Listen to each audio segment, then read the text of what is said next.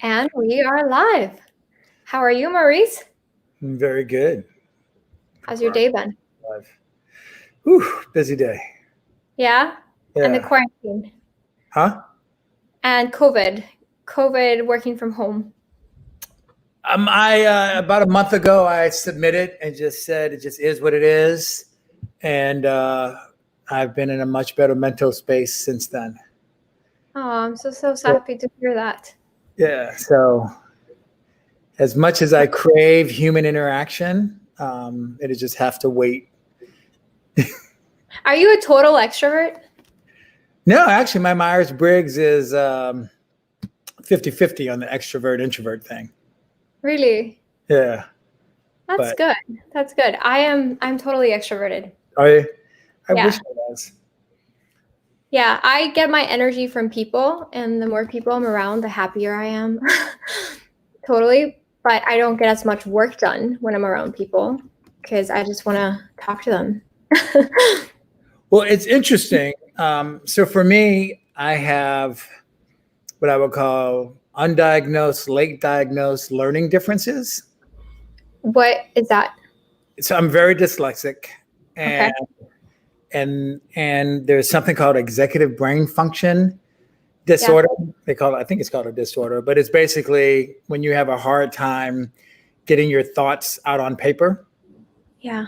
So, totally unknowns to me. Like, one of my kids kind of got diagnosed for ADHD, and going Yeah. through the diagnosis, as I'm reading the test results, I'm like, I know a guy just like that, right? Like it kept pointing back to me, and even years before that, I had kind of discovered that I have a different way of getting information, which requires working with people. Yeah.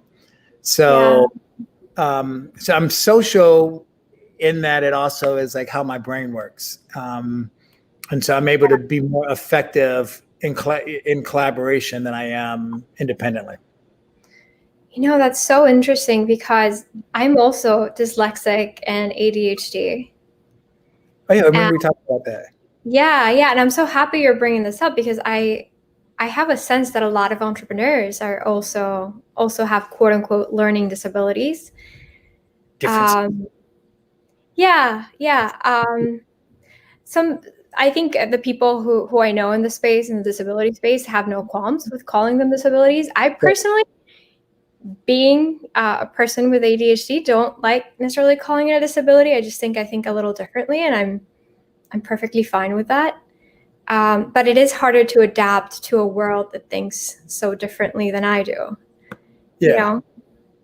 Well, I think of it as kind of like height, right? Like there are some people who are really short, and gymnastics is a great sport for them, and basketball is not. And then there are some people who are really tall, who are great, are more aligned towards basketball versus gymnastics.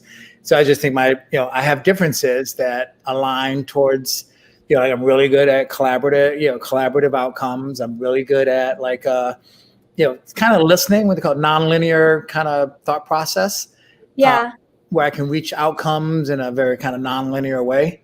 And, for whatever that sport that's call it entrepreneurship, which I think is, entrepreneurship has this very nonlinear path towards getting things done, in part because you are kind of, sort of creating new space versus, going over well-covered space. Yeah. So I think so I know I've read, I don't know what the actual stat is, but people with dyslexia at least way over index on entrepreneurship than people without. Really? Yeah. That's very Yeah. interesting. Like That's very Richard interesting. Branson is like a really famous dyslexic entrepreneur who is pretty vocal about his dyslexia being his, they call it it's his superpower. I think they call it like what do they call it? The power of dyslexia. That's kind of what I call it too. Yeah. Because I think it forces me. So I don't want to get too much into this, but I do want to mention it because I know a lot of people who are entrepreneurs and who have ADHD and dyslexia and other learning disabilities, and I think it's important to talk about, right? I even know a lot of kids that struggle with it. I know I did, right? I refused. Well, I didn't learn how to read and write until I was a much older kid. And I remember going into class and just pretending I could read, right? So I'd had a blank piece of paper and they're like, read me your essay. And I'd just make stuff up as I was reading it, right? And I think because of that, I got very good at improv, right? And I finally had a teacher who noticed I was making stuff up.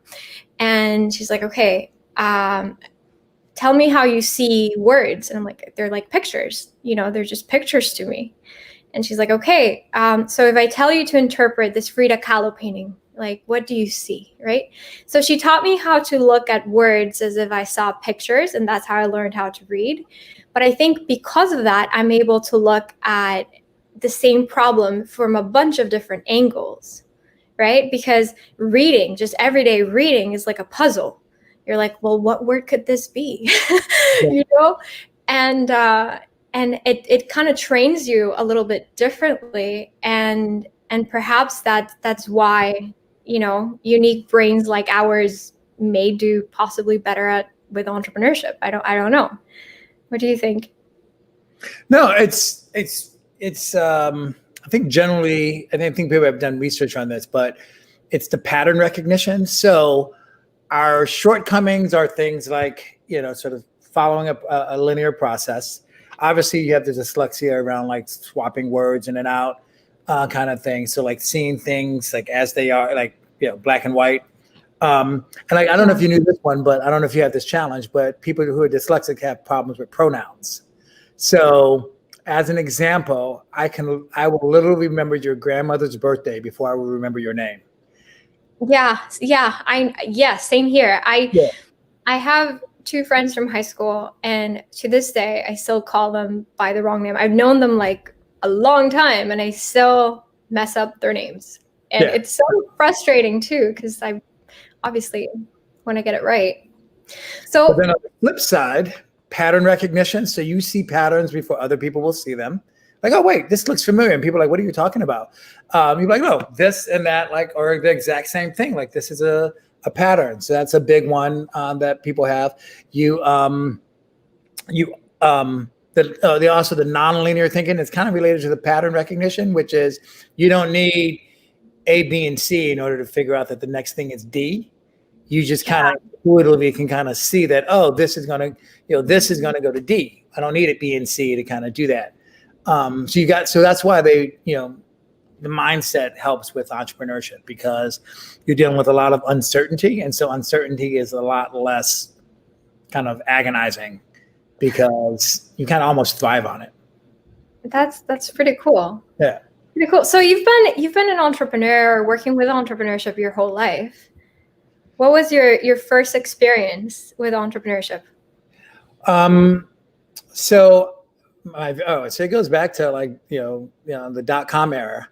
I worked at a gaming company that became a website developer, and our very first website was like, and we did a website for catalogs in January for like 50 grand. And by December, we were doing Nissan's website for $2 million. And my thought was, wow, this is like a commercial. And I started basically a company to evaluate the efficacy of a website, which we now call usability testing. But I had like what user testing is today. I created like one of the first versions of that back in the .com era. And that was, it was clickstream analytics combined with survey data. And it was the company I was at before that was like 200 people. And this, kind of stepped out and from like a garage. So if I had a garage, it would have been a garage startup. And so that was my very first one. It was called Customer Insights with INSITES, like in websites. And we sold it probably it started in 98. And we sold it in 2000 to a call center consulting company that was trying to kind of create a click and mortar consulting business. Wow, that's pretty cool. So what were the lessons from that first one? From that first start? I mean, I definitely took away, that you just like the hardest part of starting is starting, right? Like just like you just gotta do it. So there was that. But I think for me, like most of my growth came in that one was really around people, learning about my own blind spots around people, and hopefully, sort of a journey to kind of become a better colleague and a better kind of leader. Can I ask what some of those blind spots were? Oh, I mean, I just kind of had this like brute force approach to life, and like if you can't do it, I'll do it myself kind of thing. I wouldn't say I was young. I was like 30, but I was just, a tad arrogant, tad other thing. And I didn't really, just for background, my undergraduate degree was in engineering, electrical engineering. And then I got an MBA in finance. I was very quantitative. Yeah. And did not fully appreciate that, all things happen because of people. So it was more scientific, sort of, I gave more attribution and recognition to kind of like the doing and the science of it than I did to like how do you motivate people to do great things. And what would you say is the biggest problem with like that brute force mentality? If you can't do it, I'll do it. Some people might think like, well, I'm being effective. Yeah, I mean, at the end of the day, you win the battle, but not the war. Yeah, like if you want to go far, go with people. If you want to go fast, go alone, kind of thing. Well, I think if you want to, you can go fast and far with people. So, it's Peter Drucker, kind of like the father of modern management, talks about culture eats strategy for lunch. And the idea that if you have people who are aligned, who are motivated, they can figure anything out. And it's culture that really creates lasting companies, not whatever the tactic or the strategy.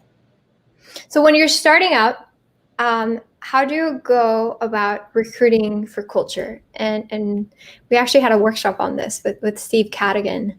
But how would you say an entrepreneur that's starting out could go about creating a startup whose culture is its competitive advantage?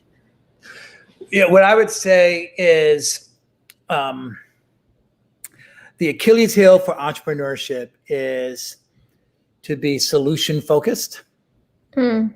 And what I mean by that is, we have a tendency to focus on, I want to solve this problem. And then so in solving it, we focus more on the doohickey that we're creating than the problem itself. So as an entrepreneur starting out, if you can manage that kind of, I call it a dichotomy, but if you can manage that balance of staying focused on like the problem and whether or not you're like, you're able to kind of be empathic about it or not, but it's still a big problem that your solution is, like typically part of a larger solution. But if you kind of take the idea that, hey, I'm solving a problem, then it takes, it's easier to kind of embrace it takes a village.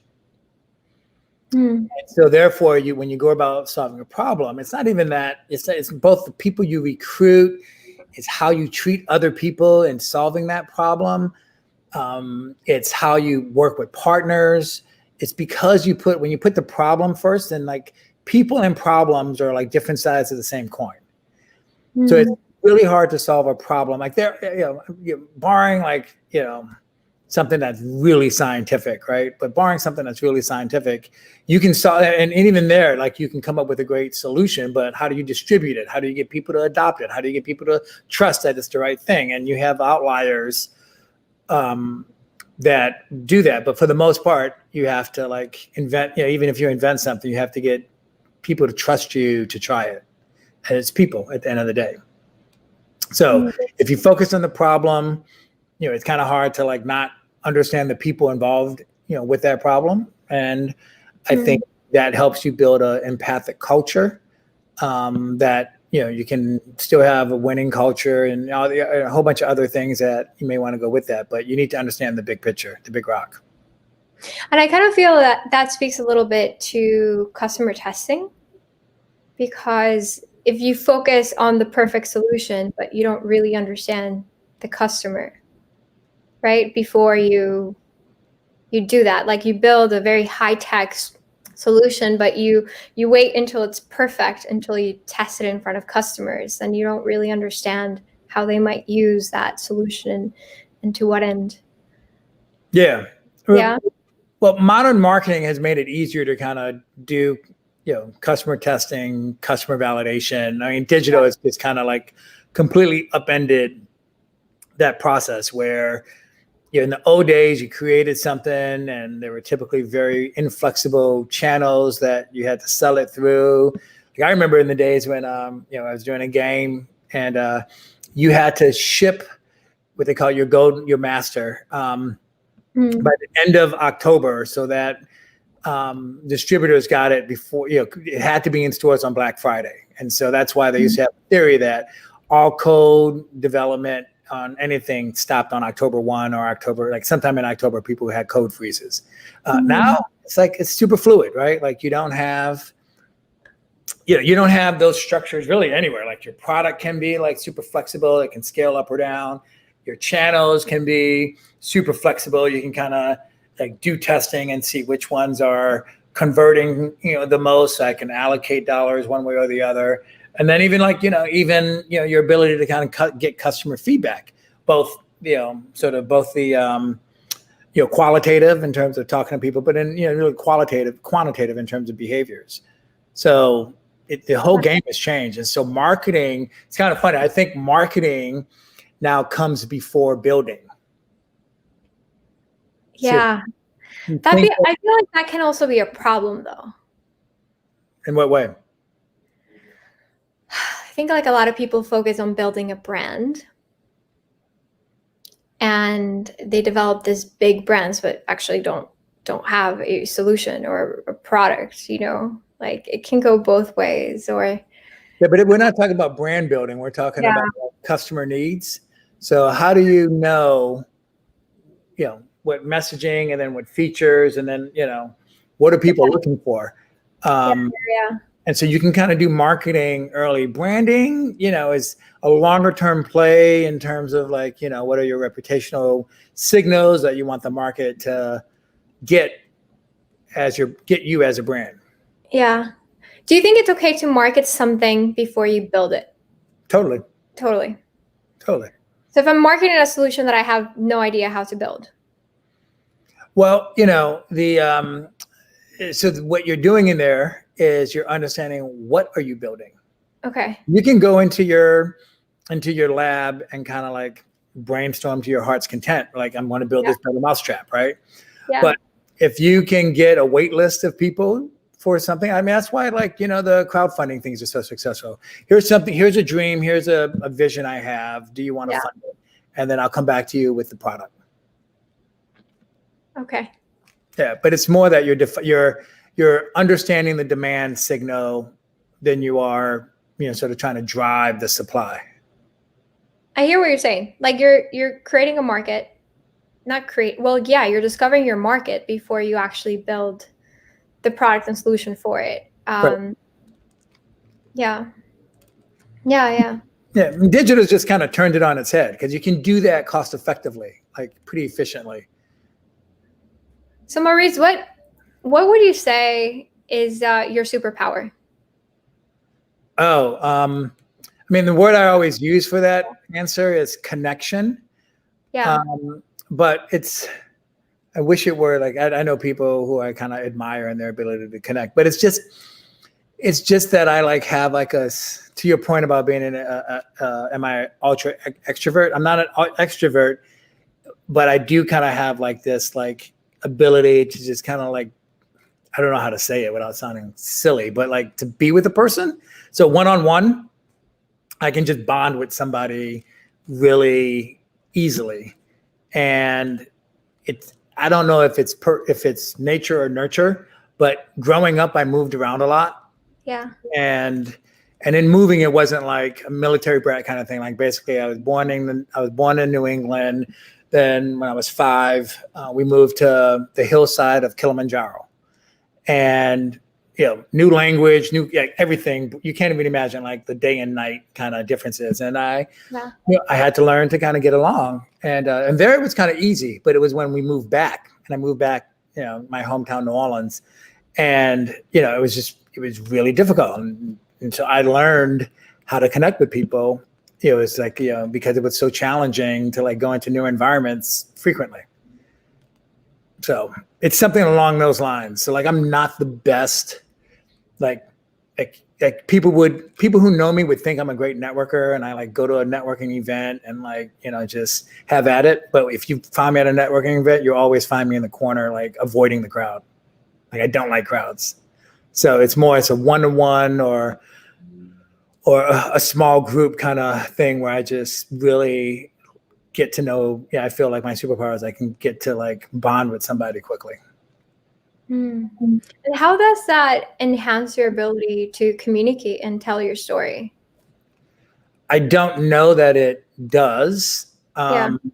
Meaning I don't know that I'm very good at that, which is one of my, what I think is kind of like one of my life challenges is to be a better storyteller. But I think so it's more the other way, which is I think people, we connect and it's genuine. And, but when it comes to like telling when I think of storytelling, I think of a bigger crowd, I'm not so good at that. Yeah. So when I asked you, like, what is the lesson that took you the longest to learn? You said communication matters then and now. Yes. Right? So what I mean by that is, and specifically language and word choice really matter, right? As well as like tone and body language, which is 93% of communication. Only 7% of communication is actually words. Yeah. So what I mean by that, like communication really matters because it was the first thing you were taught as a kid, right? You were taught politeness. You were taught, how to be kind of like, to get over your shyness, or if you were obnoxious, how to not be as obnoxious, right? But you were taught how to, essentially like not just speak, but you were taught how to like connect with your peers and your classmates and your teachers and stuff like that. And so those early lessons that we learn, like everything that they teach you in like kindergarten and the first grade, are probably more important to you as an adult as you go out there. So there's communicating at a personal, kind of professional, personal brand level. But that word choice and what you say also matters when it comes to entrepreneurship. So it's discovery, hearing. Cause remember one of the what's the old expression? You have 2 ears and 1 mouth, so you can listen twice as much as you speak. And like the discovery and like learning to listen to people and not cut people off and those kind of like little things, but then also like taking those learnings and conveying, your vision / your product in a way that is emotional. So when you think about when you were first start to communicate, right? Like when you think about the lessons or what you tell your kids, right? Like oftentimes you don't tell your kids, oh, honey, don't say it like that because they won't really understand it, right? When you say, no, don't say it like that because of like how that makes somebody feel. So the number one driver of decisions is really emotions. And so you have to learn to communicate even after we've been taught like all this logic, you have to like unlearn it and like learn to communicate so that what you're doing resonates with people. And resonance is usually an emotional reaction, not a logical reaction. Like there's like, oh, I get that. But underneath I get that, it's like, wow, that's really exciting. Right. And that's what, I think it took me I think I kind of stumbled upon it like 4 or 5 years ago and was like, wow. I stumbled upon it when I started teaching an English class at University of Maryland. And then, I was teaching English and so I was doing all this stuff around language and I was like, oh, there's a whole science to this. And there's a lot of books written about like, how do you, communicate so you get past the amygdala and, it resonates emotionally because if somebody wants you to win and all the logic stuff, they'll just, either, almost like from a cognitive dissonance standpoint, they'll find a way to agree with it. Yeah, yeah. Can you talk about a time when you did this wrong and when you did it right? A time when I did it wrong and I did it right. You mean like I don't know. I mean, I think I can talk about a ton of times when I did it wrong, where You're the most valuable, I yeah, think. yeah. I think I spent all of my career up until like the last 5 years, roughly, Yeah.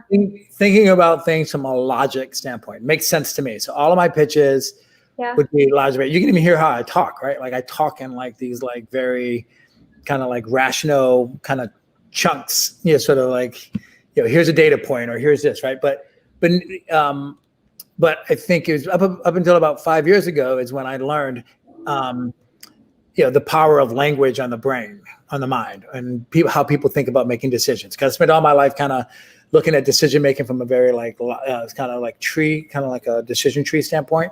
Yeah. But then I got into like within that, and when I started like working with founders and how they, what's their 7-second elevator pitch? Like, can you say that in a way that it excites people? So, for instance, taking helping founders launch and grow faster, right? That's my tagline. Yeah. The idea around that tagline is like it tells you what I do, but hopefully it conveys some emotion, and so it's compelling to get you to say, "Wow, like he's gonna make this go even faster." Like well, it doesn't really, because notice it doesn't say anything about like how I do it. It just lets you know that if we work together, then we're going to do it faster.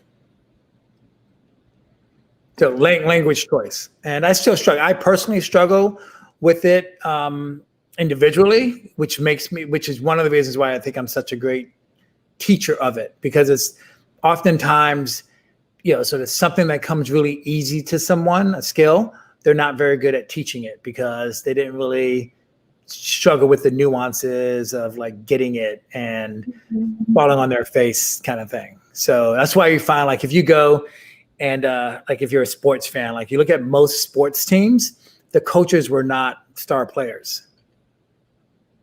That's so interesting. And I think that's so true. The lesson you have to keep relearning is the one you're really good at explaining. Right. Yeah.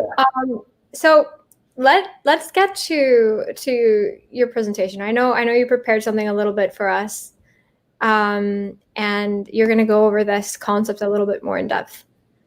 I'm going to try. I think I just grabbed a couple of slides that I use typically talking to people. This is my logo slide. This is my life in one slide for people. So I guess I'll dive into my background a little bit before I jump in. So I work at a cybersecurity startup studio where we work with super early stage cybersecurity founders to, I think I lost Juliana. I'm still here. Okay. To get their products to market. I also teach an entrepreneurship course at the University of Maryland. And I also work with first-time founders, sort of coaching them on their early stage concepts. These are some of the startups that I've been at. And I went to Maryland for undergrad and Wharton for my business school. So, we've been talking about this already. But the question asked when leading up to this was what's one of the things that took you the longest to learn? And I said, communication, or like the power of language. And everybody hears about storytelling. It's a very overused term. But the way I think about it is like word choice and almost precision in your word choice and your tone are really important. And actually even beyond that, like even like your body language. So the idea is that your story and really overemphasizing the story or your story is one of the most powerful things that you have in your startup journey. We tend to think of, all these other attributes, but it really is come down to your story, like how it impacts your ability to like get investors excited or the press excited, or how you even just sell, right? all comes down to how well you tell your story, recruiting your team, motivating your team. But most importantly, amongst all those things, the story that you tell yourself that gets you motivated when the chips are down, or that keeps you humble when things are moving really fast. It's that story about not just you, but like your mission, your vision, and the big problem that you're trying to solve, not the little problem, which is your solution, but the big problem that your solution exists in. That is, when asked, like, that's, I think, the biggest thing that early founders miss, because we're so focused on what we're building that we forget to paint the forest for people. This is why I was really surprised when you told me communication was a struggle for you, because you're so good at connecting, right? And it just feels like if you're good at connecting with someone, telling that person a story would be a lot easier, Yeah, I don't, the disconnect there in terms of, why it's a struggle for me.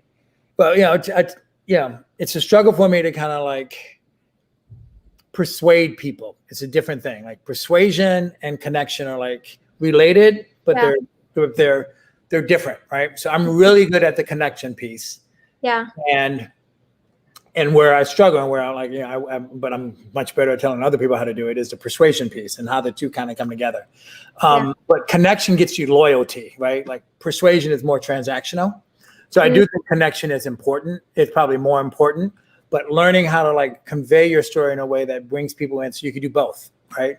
So they can trust you. And so that's all. I mean, the funny story is like, the aha moment was I did a leadership course where I interviewed everybody I ever worked for and everybody whoever worked for me. And the resounding answer was, "Oh, Maurice, you're like EQ type qualities." And as I talked about these EQ qualities, I was like, I don't know what you're talking about. I'm an engineer. I'm a, finance guy. Like I do math. Like I was very like offended.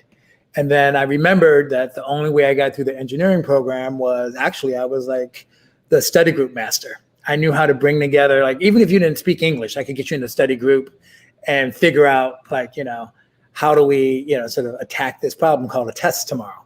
And I was like, oh, turns out like that's been like the theme of my life. Like I do really well when I'm collaborative and I struggle when I try to like do it on my own. And so I started to just embrace, well, how do I now stop trying to do everything on my own and pour into making other people successful? Like that's my measure of success. So I did that. And that's kind of like when you and I met around the time that I was embarking on that journey. And here I am today. And so so within that context, the story that you tell becomes really key. And the reason it becomes really key, like, so I've, leaned into my story. The reason is because you want to get past what they call the reptilian brain. So when we pitch, and what I do is, we pitch from our neocortex, which is our logic part of the brain, and I do it, all day long. But when people listen, and you guys can check yourself on this, when you listen, you actually listen from like what's in it for me? Like, why do I want to either listen to this person, give them, time, not to mention money or something like that. So when you're pitching, like, while you've got all this rational stuff, your first order problem is to get past people's fight or flight instinct of, why am I listening to you? And they could be forced to listen to you, but even then it's like paying attention to you. So when you tell your story, you want to think about, how do you tell your story so it's compelling, so it's kind of new, interesting, or even dangerous. Fear, if you can watch TV tonight, and I'll bet 7 out of 10 commercials are based on fear, and only 3 out of 10 are based on sort of attraction. So that's one point. So the point is, like, your story really matters, and in telling your story, I call it, you got to punch people in the face. You got to say something about your story that really differentiate. So, for me, like in this conversation, I led with, I'm dyslexic. I have a brain, sort of a learning disorder. And I use that as a way to kind of distinguish myself and say, hey, look, despite this, I can still be successful. And that hopefully gets people to pay attention, even if they disagree. But I need you to pay attention first. I don't need you to sort of take notes. I need you to first just pay attention. So you want something that kind of grabs attention for your story. And I'm going to pause here and then kind of transition from talking about your story to like now creating, sort of getting a customer. And so when you're thinking about telling your story, you also have to think about who you're telling your story to. The challenge is your story is not meant to excite everybody in the world. So when you're talking about building your company and selling your product, your first step is to figure out who wants my product. So if you remember, I was talking about focus on the problem. There's a big problem out there that you're trying to solve. And if you do that, there's a whole universe of people who have that problem. And some of them are aware that they have that problem. But some smaller percentage of the people who are aware that they have that problem are actually trying to do something about it. When you're starting a company, one of the key things you want to do is to find, so this could be customers, it could be investors, is to find solution-seeking customers. They are going to be what we call your ideal customer profile. But you want to find solution-seeking customers and use your storytelling to engage them in solving this problem. And the way you do that is by telling a great story that hits them on like, this is something that we need to solve. And it hits them on both thinking about it from a functional standpoint. So I understand this is a problem and your product does A, B, and C. I get that. You want to also look at it from an emotional standpoint. So your product does A, B, and C, which has these benefits. And these benefits make me feel a certain way. They make me feel accomplished. They make me feel safe. They make me feel exclusive. Whatever it is, there's certain emotional qualities. And the reason people buy has more to do with their emotions about what you're offering than it has to do about the actual benefits or the functions of what you're offering. Then after you think about it, you're functional and then you're emotional.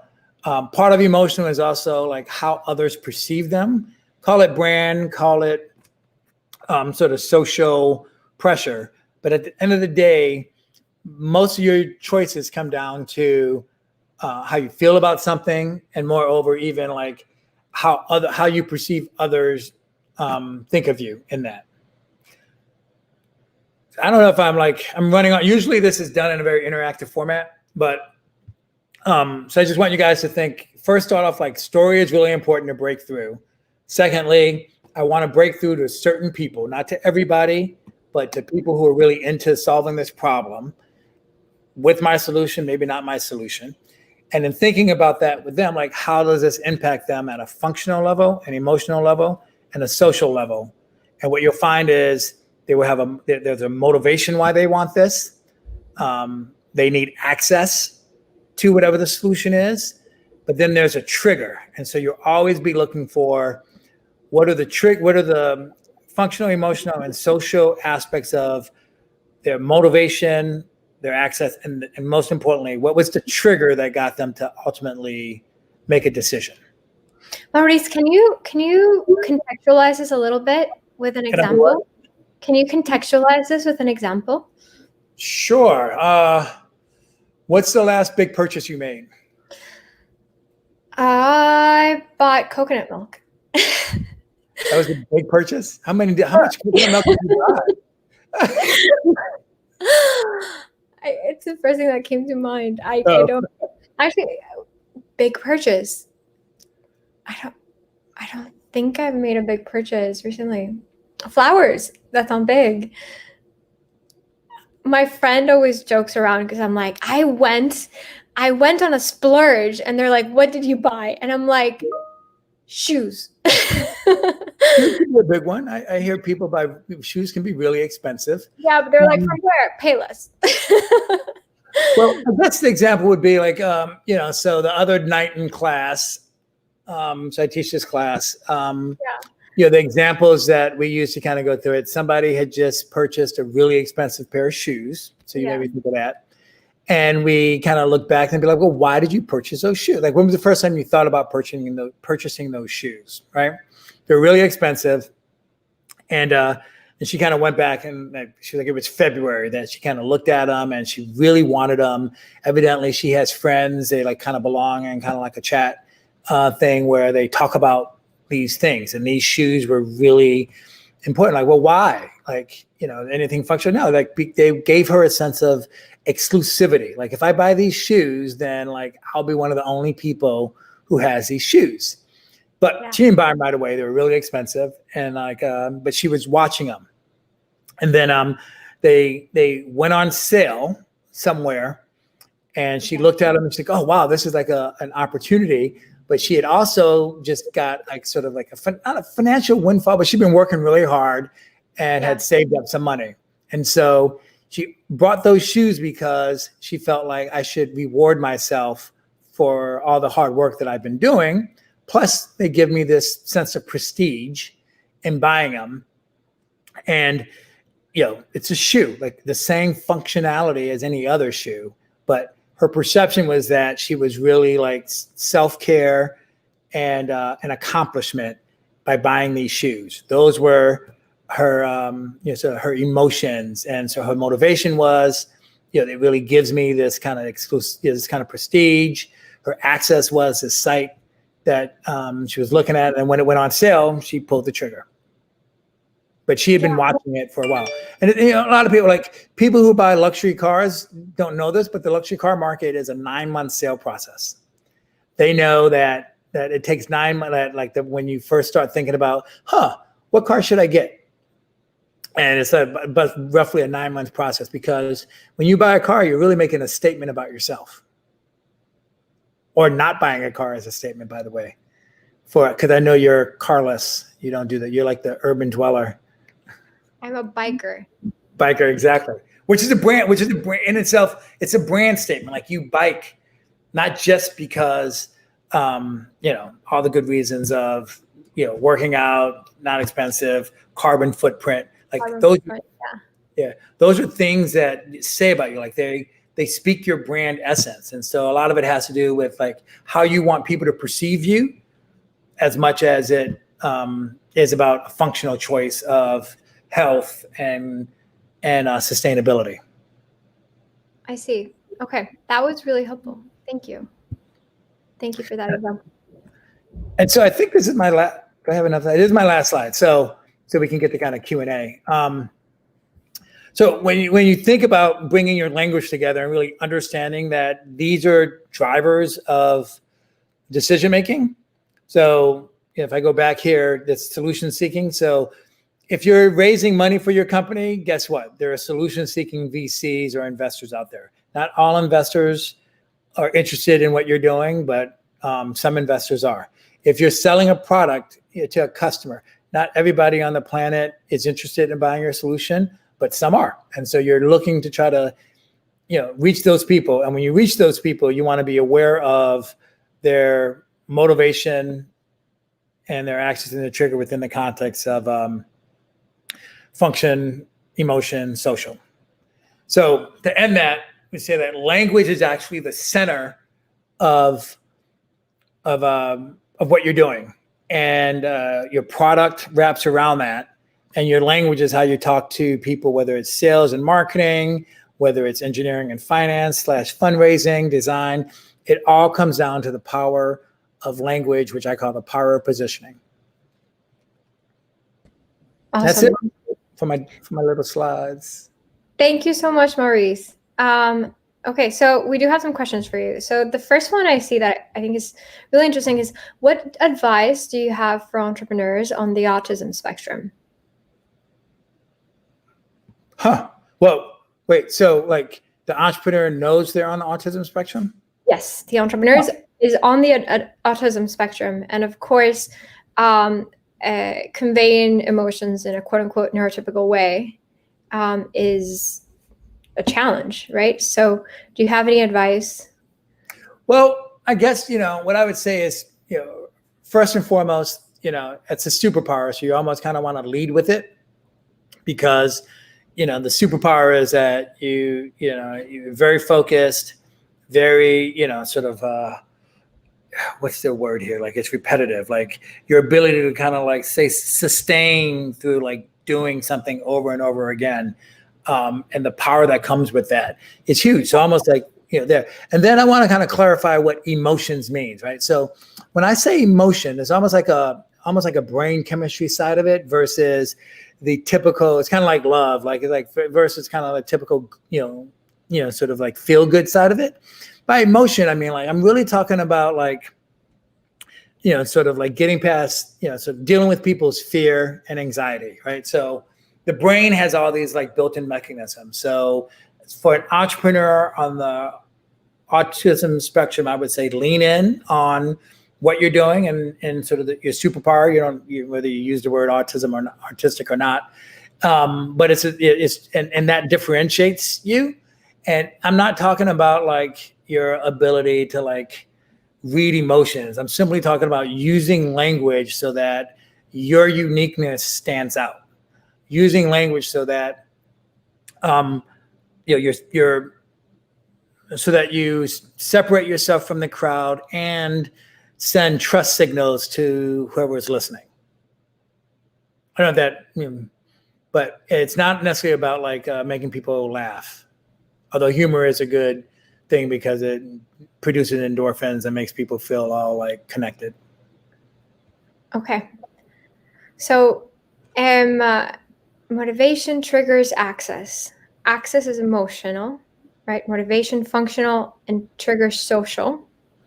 So motivation is why, sort of your why, right? Yeah. Access is sort of it's your ability to get to the solution, and the trigger is like what's the event that makes you take action. Yeah. So understanding that for a car buyer, right? The trigger might be my kid graduated. It's time to treat myself. Right. And the emotion might be I deserve this, right? And the motivation might be I need a car. I need a green car. Well, the motivation would be like, look, I want a car with my car is old enough that I don't have a backup camera, right? So I may say I want a backup camera, but what I really mean is like I'm really tired of hitting poles, or I want that extra, like I don't want to have to do all that extra work, or like like when I do buy a new car, there'll probably be an electric car with like autonomous driving. Like I want all the new bells and whistles. But I'll give you a good example. So I've been wanting to buy a new TV for, I don't know, 4 months, right? And I never do it. And I went in this weekend and I was going to buy a new TV. And I like clicked on a button and like went and looked at TV reviews. I'm like, oh, then it said, oh, Prime Day is coming up in a week, right? So now I've kicked it down and said, oh, well, of course I'm going to wait for Prime Day to buy it. So the trigger is Prime Day.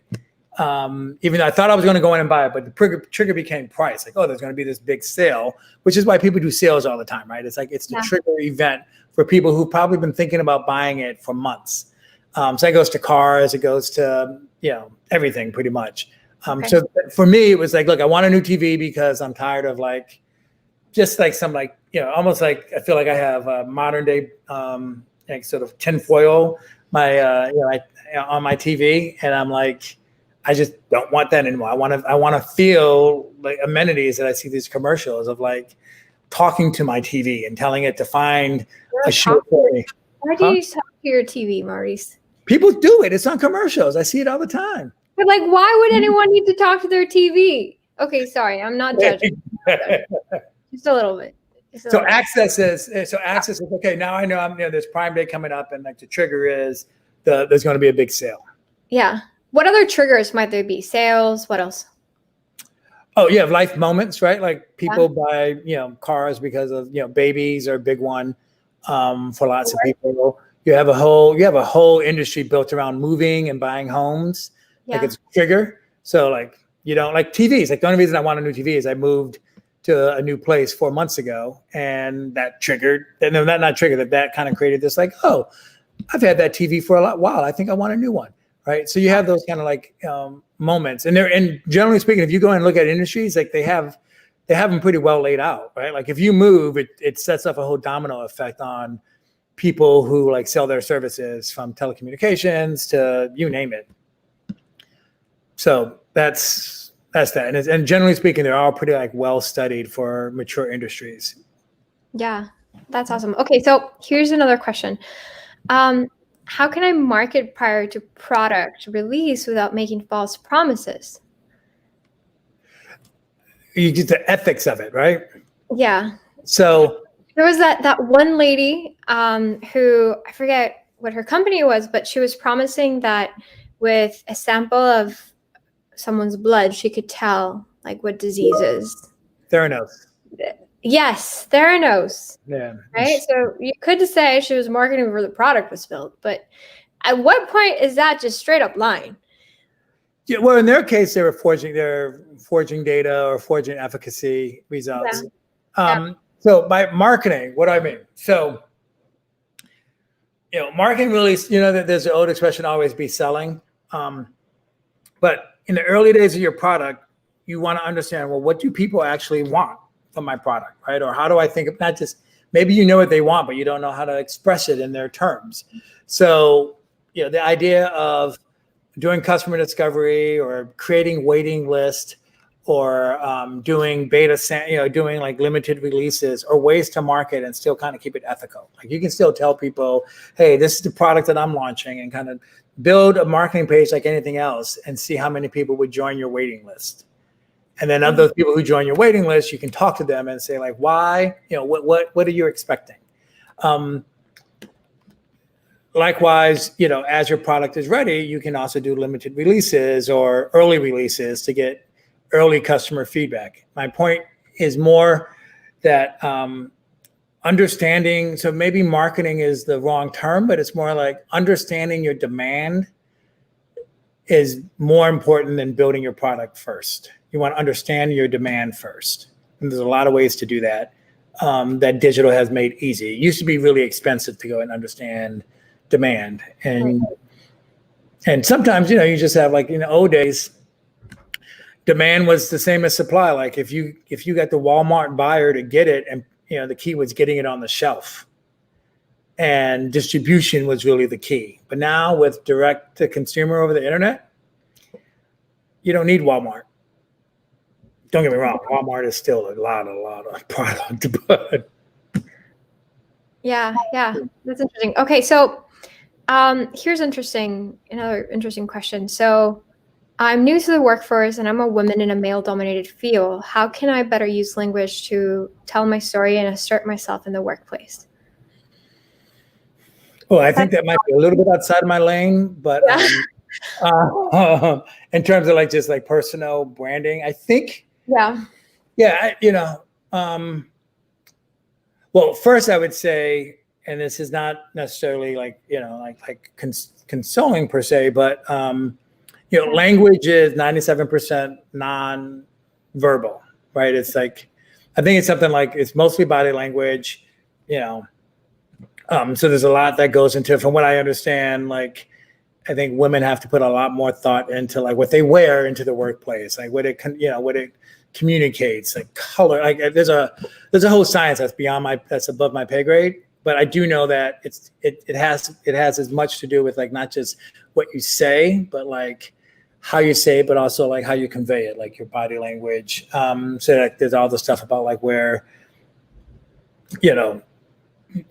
solid bases with accents and all that kind of stuff. So I don't know. So that would be one. And how do you do it? I think honestly, like, so this, I'm giving advice that I shouldn't, but I think a lot of it starts from just like you're like being very, very comfortable in your skin and being genuine without being without being anxious, I guess. Yeah.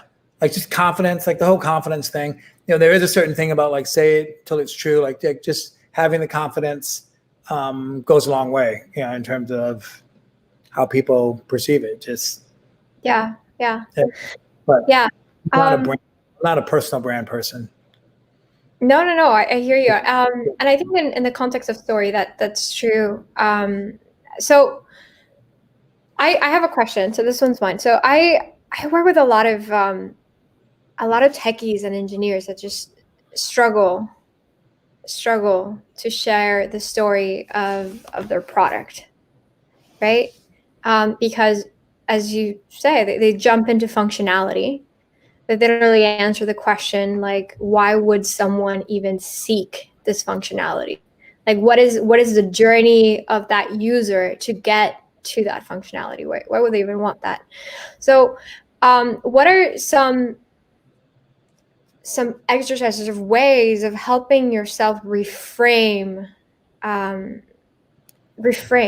yeah, so that you can focus a little bit more on understanding solution seekers? Yeah. So solution seekers generally start with describing a problem, right? So the hard thing with techies, myself included, is thinking in terms of problems versus solutions. So you have to it takes a lot of work, but to switch the gear and to start talking about things in terms of either what problem people are trying to solve or what they get from using your product. So there's functional benefits and emotional benefits, but talking about it, more in those terms and really learning to catch yourself the minute you talk about functionality. You can the best pitches almost never mention functionality. Mm. They may say that there should be a quick one, here's how we do it. 1, 2, 3. It should be something that's something that a third grader or your great grandma could get, right? It should be here's how we do it. And unless you're it kind of depends on audience, right? So if you're talking to a peer audience, then you have to, you don't want to insult them with this really shallow thing. But if you're just selling your product, it's sort of look, here's what I'm trying to solve. Here, the thing that people don't get is that when you talk about your functionality, you're almost saying this is what I can do, which is an exclusive communication. Here's what I do is about me, right? Mm-hmm. When you talk about it in terms of here are the 3 things we're trying to solve, right? That makes it an inclusive thing, because what you want to do is to make your mission their mission. Then how you do it becomes collaborative versus sort of kind of self-focused. What is the best pitch you ever heard? Oh, I don't know. I've heard so many. I don't know that I'm not very good at remembering that kind of stuff, but B, I've heard so many that I am trying to think. Can even be a commercial. But you know who? I'm just thinking what's his name? We Are Marcus was a good pitch for street entrepreneurs. I'm just thinking I'm having a pitch street entrepreneurs. Amazing at pitching for sure. Yeah. So that's one that I remember. And if you think about it, he did a really good job of talking about the problem first. Why? Right? Yeah. And I don't even know what it is, the product, but I just remember why. Hence the point, right? He was really good at getting to the emotion. Right. Exactly. I mean, I was able to identify the triggers, right? Yeah. That could make someone go for it. Yeah, that's very interesting. Thank you so much, Maurice. I know I was going to say commercial-wise. I love all the Geico commercials. They do all the things that you need to do for triggers. They get your attention. They have humor. Unfortunately, they don't have a sexy product, so they do that to kind of get your attention and imagine that. How often do people switch insurance? But insurance companies spend a ton of money on that, that share of mind. That's so true. There's commercials My mailbox is constantly stuffed with competing offers and all that kind of stuff. But I love what they do on the commercial front. Yeah, I also think about Apple. So Apple never told you, oh, this is what the computer does, right? They told you this is who you are when you own a Mac. Like this is what it says about you, right? This is for the round pegs and the square holes, right? And that just sticks in your mind, and you're like, yep, the Mavericks, or Nike, Nike tells you who they are and who they're not, right? Stand for something, even if it means losing everything, right? So if you go and look at, in particular, Apple commercials, like they'll tell you, here's a photo editing feature, right? But they always show you how people feel using the product. Yeah. So emotions, so language, that's the thing it took me the longest to learn, is that language is very powerful. Some people are born with an innate ability to like get people to listen, and some of us struggle a little bit more. But if you're doing a startup, don't just think about the functionality or this great thing that you're building. Think about what problem you're solving and use language to bring people along, versus just telling people about what you're doing and getting frustrated because nobody's getting it. Yeah. Thank you so much, Maurice. Can I ask you one last question? Huh? Can I ask you one last question before I'm completely in darkness? Because I turned the light on before the sun started coming down. So you work with a lot of founders. What would you say is the biggest struggle you see for them? Founders? Yeah. Well, there's two. One I don't really deal with, but like some people just have a personality that is very much, I got this. And I'll tell you, the hardest thing, well, so you got to put aside people who are just like, kind of personality wise, a little abrasive. Put that aside. And like, there's two things. One is what we just talked about, the power of language, and not thinking about your solution, but thinking about the problem and using language to bring it in. The second thing is, there's an old expression there are certain entrepreneurs that I work with that will use an expression that says like they are, oh man, now of course I forget it, but they're like, basically it's like they're a quintessential entrepreneur. They've never had a bad meeting. Right. Mm-hmm. So I've got a guy, I'll give him a shout out, Vern Howard. He's got a company called Hollow. We used to joke about Vern because Vern never had a bad meeting. Right. So quintessential entrepreneurs just have a positivity about them that makes things happen. Right. A lot of times things happen just because you will it into existence, and you will it into existing by refusing to have negative thoughts. Some people would say that's impractical, but you have faith in what you're doing. And so you follow that faith. And so we would joke and say like, somebody could tell Vern, this is a horrible idea. And Vern would be like, he gave me direct feedback.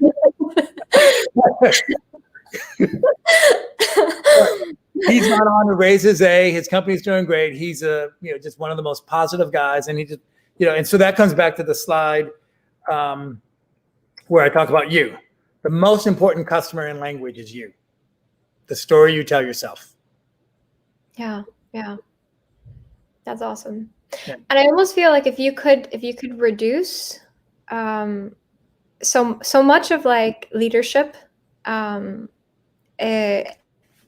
I guess I can speak from my own experience. Like all the leadership workshops that I've gone to come down to mastering self, right? Like if you don't master self, if you're not well acquainted with why you're doing this, right? And then it's very hard to inspire and to lead, right? Yep. Yeah. Yeah, in the book, As a Man Thinketh, they say self-control is power. What is it? What's the name of the book? There's an age-old book, As a Man Thinketh, by James Allen, and it talks about self-control is power. That's awesome. Yeah. Maurice, okay, I know I said last question, but okay, now this is the last one. Why do you work with entrepreneurs? What is it about entrepreneurship that pushes you forward? and makes you wake up in the morning? Oh, I mean, it's like I just said, like, positive people. It's whether it's just the hustle or the grind, but it's people who are creative, people who are trying to, entrepreneurs, whether they know it or not, are really like trying to make an impact in somebody's life. You're only successful if you can create impact. Like whether even if you're just selling expensive luxury goods, right? You're making people feel a certain way, right? So I like that about entrepreneurs. It's it's sort of the audacity to dream, and I'm drawn to that. That's beautiful. Okay, well, we'll end with that. And thank you for being here. I appreciate your time. And if you guys want more Maurice, you'll have to register at Maryland, where he teaches. So free class complimentary of Maurice. Thank you for being here. I appreciate you. Thank you. Appreciate you. Love everything you do in terms of street entrepreneur and sort of democratizing entrepreneurship. So I appreciate you and your crew. And thank you for having me. Thank you. Thank you so much. Bye, Maurice.